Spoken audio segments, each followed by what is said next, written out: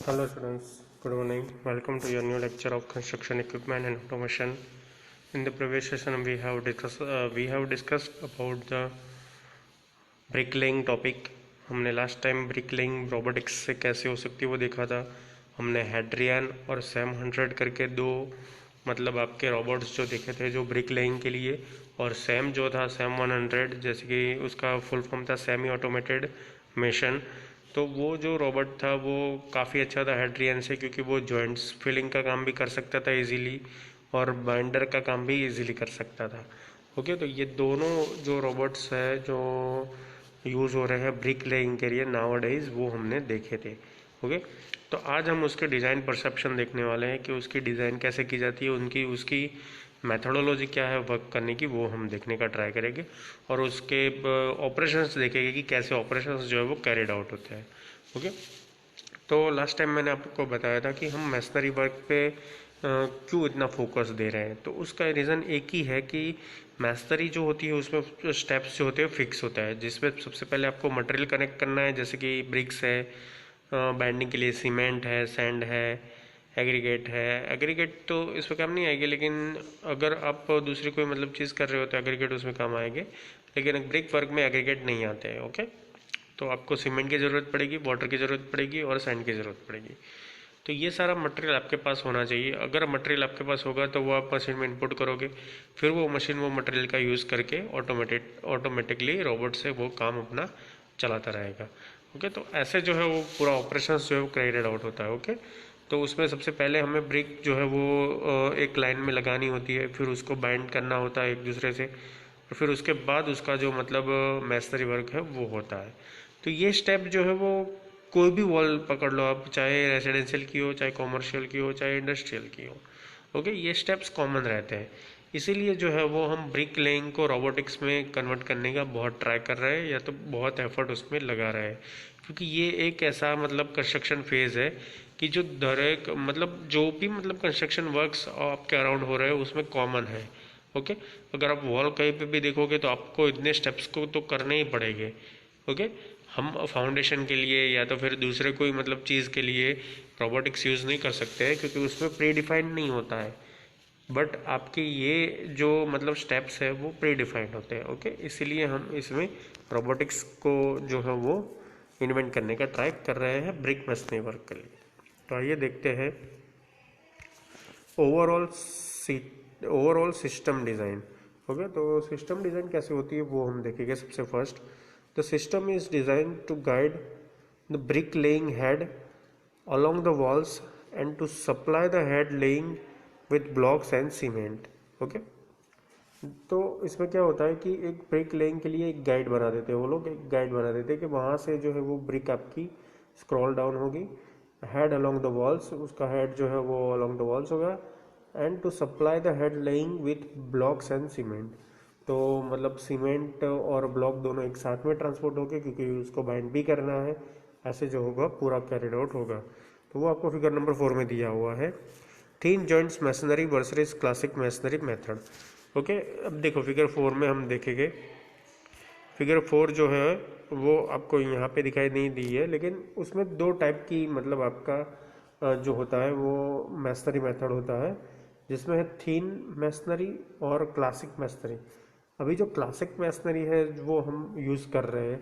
देखो, classic masonry में जो सीमेंट का प्रोपोर्शन है वो थोड़ा ज़्यादा रहता है. ओके, और थीन में वो थोड़ा हम कम रखते हैं, यानी कि जॉइंट थोड़ा कम बनाते हैं. ओके, तो वो दोनों सिस्टम में से कौन सी सिस्टम हमें प्रेफर करनी है वो हमें डिपेंड करता है कि हमारे कौन सा टाइप का रोबोट है और उसका वर्क बैकग्राउंड क्या है, उसके ऊपर डिपेंड करता है. देखते हैं क्या होता है. The construction of a wall with this system is achieved through 3 steps as describe below. देखो, उसमें 3 टाइप के स्टेप्स होते हैं.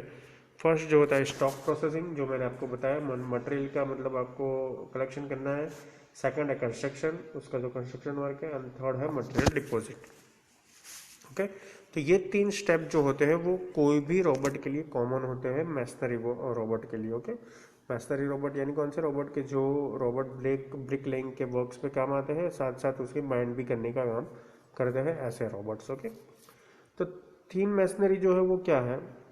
कि थिन मेसनरी है वो रॉबर्ट से अचीव किया जाता है। देखो, अगर हम रॉबर्ट यूज़ कर रहे हैं तो हम थिन जॉइंट मेसनरी यूज़ करेंगे जिसमें लेस सीमेंट कंजप्शन होगा और आपकी इकोनॉमी भी मतलब बेस्ट रहेगी।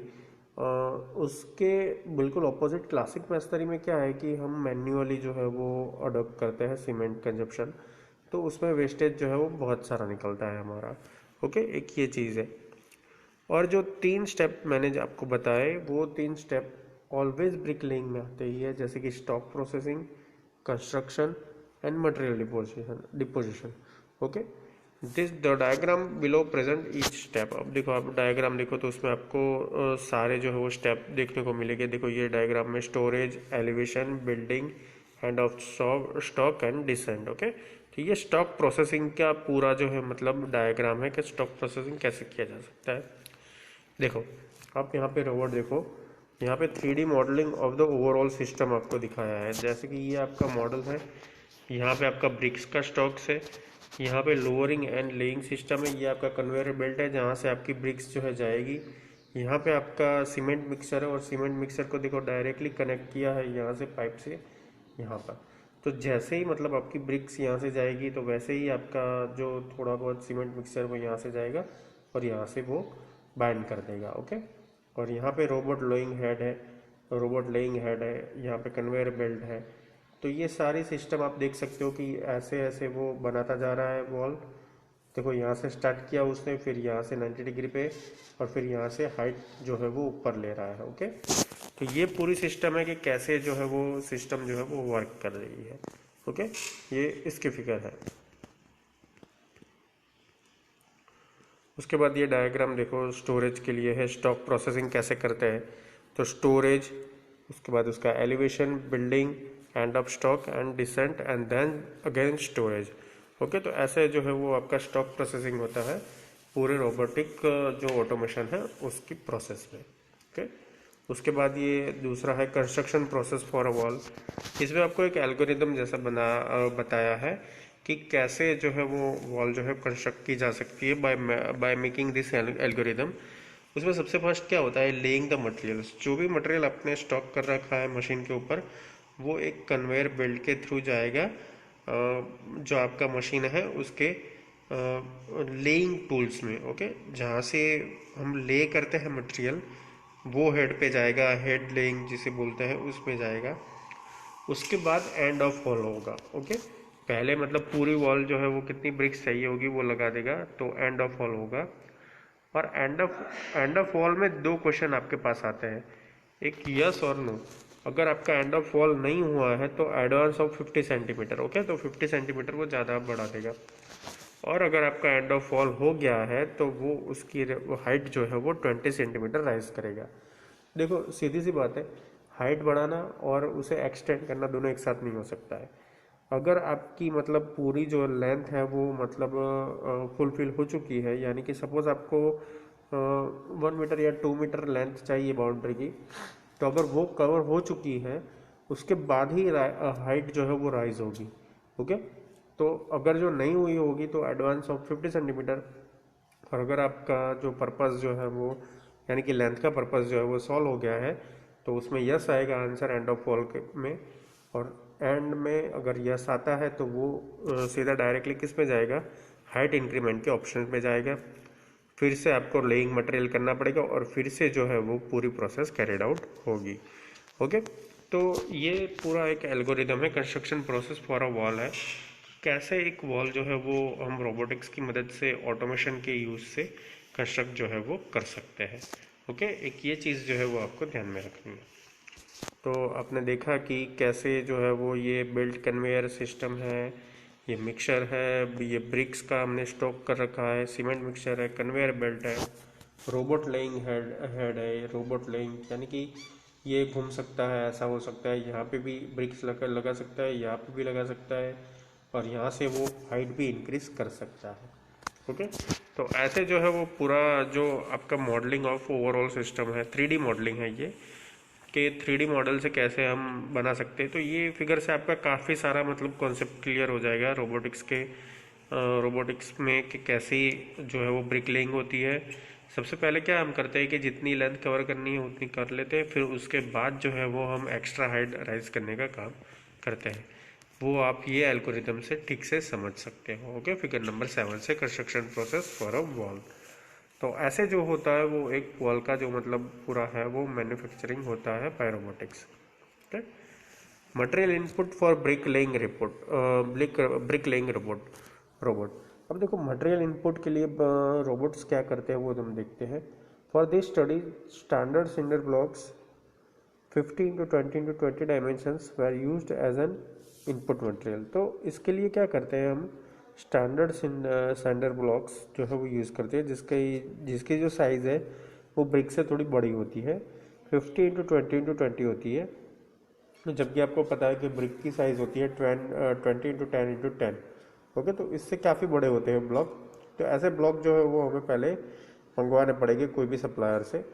Accordingly, the bricklaying robot must have an advance of 50 centimeter to lay the blocks and a vertical movement of 20 centimeter in order to shift between the rows of finished block। देखो अब इसमें dimension आपको दिया है कि brick laying robot को advancement के लिए 50 सेंटीमीटर का मतलब एक गैप चाहिए, and a vertical movement of 20, यानी हॉरिजॉन्टल मूवमेंट के लिए उसे 50 सेंटीमीटर खाली चाहिए और वर्टिकल मूवमेंट के लिए 20 सेंटीमीटर जो है वो खाली चाहिए। The method of thin joints is preferred for the brick layer robot. अब देखो मैंने आगे ही आपको बता दिया है कि ब्रिक लेइंग के लिए जो मोटर की मेथड है उसमें दो मेथड है, एक क्लासिकल मेथड है और एक थिन लेयर मेथड है, थिन जॉइंट मेथड है। तो अगर हम रोबोटिक्स यूज़ कर रहे हैं तो हमें थिन लेयर जॉइंट वाली प्रीफर करनी चाहिए। The method appeared in the 19th and had a big advantages over the classic masonry method। तो जो हमारी क्लासिक मैसनरी मेथड है जो हम मैन्युअली यूज़ करते हैं, मतलब जो लेबर से करवाते हैं, उससे ये काफ़ी अच्छी है। और 1990s जो है यानी कि 1990 में ये मेथड थोड़ी बहुत मतलब अपीयर हुई थी। Indeed, it is similar to bonding technique. Instead of having joints with a thickness of 10 millimeters, thinner joints are required. Thus, the use of a particular types of brick is required। अब देखो इसमें क्या है कि bonding technique दोनों में same ही है। Okay, it is similar to bonding technique के बॉन्डिंग टेक्निक के सिमिलर है। Instead of having joints with a thickness of 10 millimetres, यानी जॉइंट्स को 10 मिलीमीटर से मतलब जो है वो थिक करने से अच्छा है कि thinner joints are required. Thus the use of particular types of brick is required. तो इसमें क्या करते हैं हम, खाली जो है वो सरफेस को जॉइन करने का काम करते हैं, यानी कि मटेरियल का पूरा वेस्ट नहीं होता है। ये लाइन्स हमें ये बताना चाह रही है। ओके, तो जो ट्रेडिशनल यानी कि क्लासिक जो मेथड है, क्लासिक मैसनरी मेथड, उसमें बहुत सारा वेस्ट होता था, लेकिन ये जो है उसमें बहुत ही कम वेस्ट हो रहा है, जिसे हम थीन जॉइंट्स मेथड बुलाते हैं। ओके, तो थीन जॉइंट मेथड से आपको जो है वो आपका रोबोट को काम करवाना है।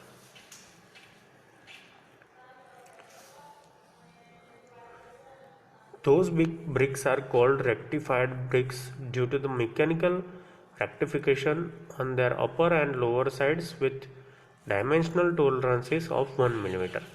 ओके, तो ये सारी जो ब्रिक्स जो है, ऐसी ब्रिक्स जो है कि जो कि ब्लॉक के तौर पे यूज़ होती है, उसे हम रेक्टिफाइड ब्रिक्स बुलाते हैं। ओके, ड्यू टू क्योंकि क्या है कि उसका मैकेनिकल रेक्टिफिकेशन हुआ है अपर और लोअर दोनों साइड्स में, with dimensional tolerances of 1 millimetre. तो उसमें जो डायमेंशन का टोलरेंसेस आता है वो 1 मिलीमीटर जितना आता है।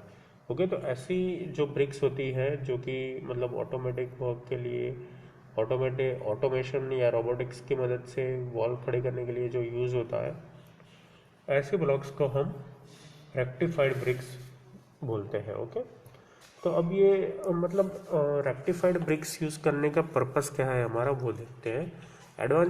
देखो कुछ एडवांटेजेस होगा तो ही हम वो मटेरियल यूज़ करेंगे। Okay, 10 times less mortar than normal bricks. Okay, सबसे फर्स्ट एडवांटेजेस आपका वही है कि जो 10 times less mortar than normal bricks से 10 गुना कम आपको जो है वो मोटर चाहिए होगा रेक्टिफाइड ब्रिक में। So much less water consume and less waste. Okay, तो इससे क्या होगा कि वाटर भी कम यूज़ होगा और आपका वेस्ट भी लेस जनरेट होगा। सेकेंड थिंग और second advancement is that less difficulty in the assembly. जो भी असेंबली है उसमें मतलब कम डिफिकल्टी होगी, ओके, रेक्टिफाइड ब्रिक से।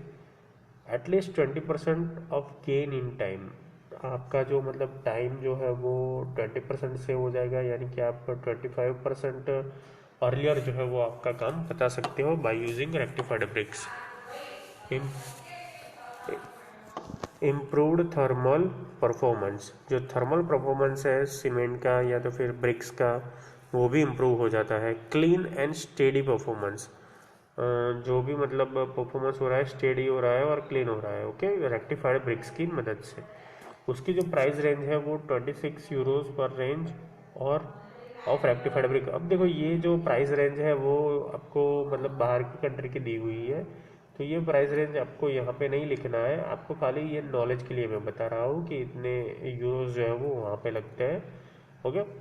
एग्जिस्टिंग डायमेंशंस जो है यानी कि हमारे जो मटेरियल के डायमेंशंस जो है LWH, वो उसमें देखो विड्थ जो है वो 20 है, ओके, वो तो फिक्स ही है, बट उसकी जो लेंथ है वो 15, 20, 30, 50 ऐसे वेरीज करती है कि मतलब कैसा ब्लॉक है उसके ऊपर डिपेंड करता है। और उसकी जो हाइट है वो 15 से लेकर 25 सेंटीमीटर तक होती है। याद रखना फ्रेंड्स, जो आपकी लेंथ जो है वो 15 से 50 तक होती है, उसमें 15, 20, 30, 50 मल्टीप्लाई बाय 20 मल्टीप्लाई बाय 15 और 20 और 25 सेंटीमीटर, ओके, इतना आपको याद रखना है। यानी लेंथ में आपके पास 4 वेरिएशन है और हाइट में आपके पास 3 वेरिएशन है, ओके, और विड्थ आपकी 20 फिक्स है। तो ऐसी जो ब्रिक्स होती है उसे हम रेक्टिफाइड ब्रिक्स जो है वो बुलाते हैं, okay. The success of this joints, the success of thin joints assembly technique is not exclusively contingent upon time saving. देखो, तो ये खाली टाइम सेविंग जितना मतलब आपको लग रहा है कि इज नॉट एक्चुअली कंटिंजेंट, यानी कि वो इतनी मतलब सक्सेसफुल नहीं है टाइम के हिसाब से, but figure 8 reveals the traditional masonry method. हमें ट्रेडिशनल मेसनरी मेथड जो है वो फिगर 8 में दी हुई है, कैसे ट्रेडिशनली मेथड यूज़ होती है। उसमें क्या होता है कि वो जो आपको फिगर नंबर 8 में दिखाया है वो ट्रेडिशनल मेथड है, यानी कि कन्वेंशनल मेथड है। तो उसमें जो है वो आपको रिक्वायरिंग 7.5 kg पर metre square of cement binder and the thin joint machinery requiring only 2.5 kilogram पर मीटर स्क्वायर, ओके। तो ये लाइंस क्या बताना चाह रही है वो मैं आपको समझा देता हूँ। अगर आप ट्रेडिशनल मशीनरी मेथड यूज़ कर रहे हो तो उसमें 7.5 किलोग्राम पर मीटर स्क्वायर जितना आपको सीमेंट बाइंडिंग मटेरियल चाहिए होगा, ओके। अगर आप ट्रेडिशनल मशीनरी मेथड यूज़ कर रहे हो तो, और अगर आप थीन जॉइंट मेथड यूज़ कर रहे हो तो आपको 2.5 किलोग्राम पर मीटर स्क्वायर जितना मटेरियल चाहिए होगा। तो that is the reason friends, देखो यही जो है वो रीज़न है कि हम थीन जॉइंट मशीनरी जो है वो क्यों अडॉप्ट करते हैं। अगर आपको रोबोट से काम लेना है और अगर आप ट्रेडिशनल मेथड रखोगे तो उसमें क्या होगा कि आपको क्वांटिटी जो है सीमेंट बाइंडर की वो सबसे ज़्यादा चाहिए होगी, तो वो फिजिबली पॉसिबल नहीं है कि हम इतना मटेरियल एक साथ रखें, ओके। यानी पर मीटर स्क्वायर में 7.5 kg यानी बहुत क्वांटिटी होगी फ्रेंड्स। यानी अगर आपको 100 मीटर वर्क करना है तो आपको 750 kg सीमेंट जो है उसके ऊपर रखना पड़ेगा, तो वो जो है वो फिजिबल नहीं है, ओके। तो हमारा जो रोबोट है वो मतलब फिजिबल हो सके, इजीली ऑपरेट हो सके, उसका वेट कम हो, इसीलिए हम ऐसा थीन जॉइंट मशीनरी जो है वो यूज़ करते हैं, ओके। जिसमें हम ब्लॉक्स जो होते हैं, सिंडर ब्लॉक्स जो होते हैं, यानी कि जो ब्रिक्स होती है उसका डायमेंशन ज़्यादा रखते हैं, और उसके मुकाबले हम सामने क्या करते हैं कि जो हमारा सीमेंट जो कंजप्शन हो रहा है उसे कम करने का ट्राई करते हैं बाय अडॉप्टिंग थीन जॉइंट मशीनरी मेथड, ओके। तो ये मेथोडोलॉजी है कि कैसे हम जो है वो थीन जॉइंट मशीनरी पे जाते हैं और ट्रेडिशनल मेथड जो है वो हमारी अडॉप्ट नहीं करते हैं। तो ये आपको खाली याद रखना है रीज़न के इसमें। देखो आप समझ सकते हो कि 7.5 kg पर मीटर स्क्वायर क्या है और 2.5 kg पर मीटर स्क्वायर क्या है, दोनों में कितना डिफरेंस है। एटलीस्ट 5 किलोग्राम का डिफरेंस हो जाता है। तो वो 5 किलोग्राम का डिफरेंस अगर हम मिनिमम 100 मीटर स्क्वायर के लिए करें तो वो बहुत ज़्यादा बढ़ जाता है, ओके। तो ऐसी चीज़ें आपको याद रखनी है और ऐसे जो है वो मेथोडोलॉजी जो है वो आपके रोबोट की डेवलप होती है। ओके, अब हम फिगर नंबर 8 भी देख लेते हैं कि उसमें क्या है। इसमें सिंडर ब्लॉक है, स्टॉक, मैनिपुलेटर, कन्वेयर, उसके बाद सीमेंट जो है उसका stock, pipes, laying head and laying the materials. तो ये आपकी जो है वो मटेरियल डिपोजिशन की जो मेथड है वो ट्रेडिशनल मेथड आपको बताइए कि ट्रेडिशनल मेथड में कैसे काम होता है। ओके, जिसमें आपको ब्लॉक और सीमेंट दोनों साथ में लेके फिर उसके जो है मटेरियल ले हो सकता है। बट आगे की फिगर्स में आपने देखा और 3D मॉडलिंग में भी आपने देखा कि कैसे जो है वो हम एक साथ ये एक्टिविटीज़ जो है वो रोबोट से मैनेज कर सकते हैं। ओके स्टूडेंट्स, तो आज के लिए यहाँ तक। नेक्स्ट लेक्चर में हम देखेंगे कि कैसे रोबोट्स जो है वो वर्क करते हैं ब्रिक लेइंग प्रोजेक्ट्स पे। Okay students, thank you for watching and keep watching for updating videos of construction equipment and automation. Thank you.